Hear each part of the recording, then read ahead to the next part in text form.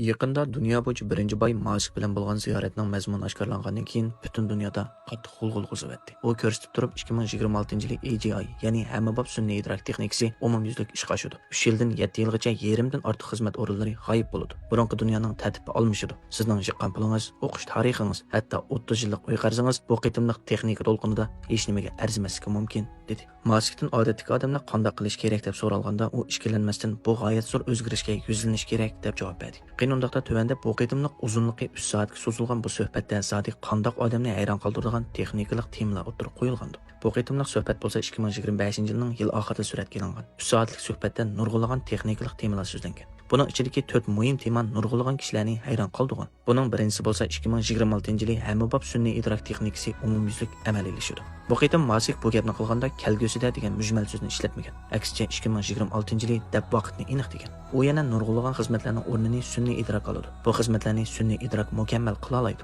hamda tanarxi 0 bo'ladi dedi. Nemishqa buncha tez deb so'ralganda Maskning logikasi bo'lsa, biz 3 muhim ko'rsatkichning darajasini o'stirish jarayonida turyapmiz. Buning birinchisi bo'lsa hisoblash iqtidorini oshirish, ikkinchisi bo'lsa hisoblash usulini a'lolashtirish, uchinchisi bo'lsa sonliq ma'lumotlarni to'plash. Demak, bu xizmatning tamomlanishi sun'iy idrokni texnik kuchli, texnik o'lchamda qila oladi. Buningdan boshqa eng alohida bo'lgani yana bir aqliy idrok sizishligi degan fikr. Mask hozirgi sun'iy idrok model önümining yana 100 yuqori ko'tarilgan bo'ladigan bo'shliqi borligini bayqagan. Bu hargizmi odatdagi tuzsizlik o'sish emas, balki nihoyat tez va tuyuqsiz o'rlashdan iborat. İnsanlar odatlangan tuzsizliklik tafakkur asosan bu xil tez suratni tushunolmaydi. Ikkinchi nuqtai nazar bo'lsa iqtisodning qayta qurilishi, ya'ni UHI ga yetish. UBI bo'lsa biz hammamiz aniq biladigan asosli kirim. UHI bo'lsa umumiy xalq yuqori kirimi. Bu chaqda siz xizmatni sun'iy idrok egallab kelsa odamlar qanday yashaydi? Ya'ni kelib umumiy xalq yuqori kirimini tilga ilish bema'nilik emasmi deb so'rashingiz mumkin. Buning qarta Mask umumiy xalq yuqori kirimi, ya'ni UHI ni bevosita pul tarqatish deb ko'rsatgan. U buni bilish nuqtangizni og'dirib yetalaydigan iqtisodiy formula bilan yechib bergan. Ya'ni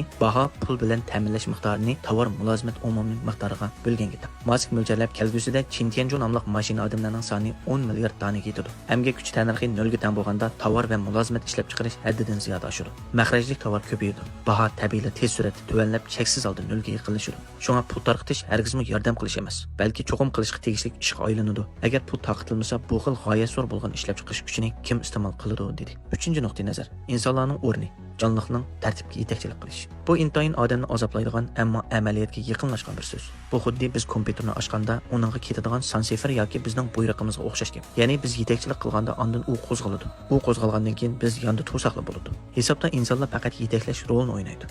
Asosli rolni o'ynamaydi degan gap. Undaqda nimishqa insonlar asosli rolni o'tamaydi?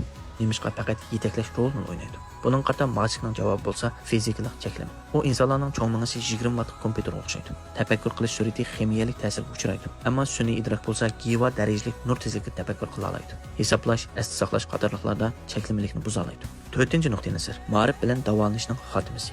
Balla qarta u gapini aniq qilib, oliy maktabda o'qish, do'st tutishdan boshqa maqsadi bo'lsa, uning hech qanday ahamiyati yo'q deb javob bergan. Maskning bunday deyishining sababi intayin oddiy. Ya'ni hozirgi o'qitish bo'lsa zavodning oqmi liniyasiga o'xshaydi. Ammo sun'iy idrok Sokrat usuliga o'xshash birma-bir o'qitish bilan ta'minlanadi. Davolanish hayoti bo'lsa u 3 yildan 5 yilgacha odatdagi odamlar bahrilanadigan davolanish mulozimati hozirgi har qanday odamdan eshib ketadi degan. Undaqda bu nadin kelgan ish. Bu dal Gongshangji, ya'ni xotirni ham bahrlashdan bo'ladi. Ya'ni bir doktor ömürlük xizmat hayotida faqat necha ming qitimliq operatsiya qila oladi. Uning ustiga qiladigan operatsiyasi cheklanmalik bo'ladi. Ammo bir mashina odam doktor u ko'zni yumib ochguncha butun dunyodagi necha millionlagan barliq mashina odam qilgan operatsiyaning tajribasini tushirib xizmat qila oladi. Bu chaqda nurg'un operatsiyaga qatnashgan tajribali doktor uning oldida faqat bir praktik o'quvchiga o'xshab qoladi. Bu xil nuqtai nazarlardan boshqa Mask Marsga chiqish to'g'risidagi vaqtni 2029-yilga bekitganligini degan. Mayli qanday bo'lsin, kelgusi 3 yildan 7 yilgacha balkim nurg'unlagan texnikalik o'zgarishlar bo'lishi mumkin. Yana shuni esimizda tutishimiz kerakki, umidvor bo'lib ba'zi xatoliklarga yuzlanish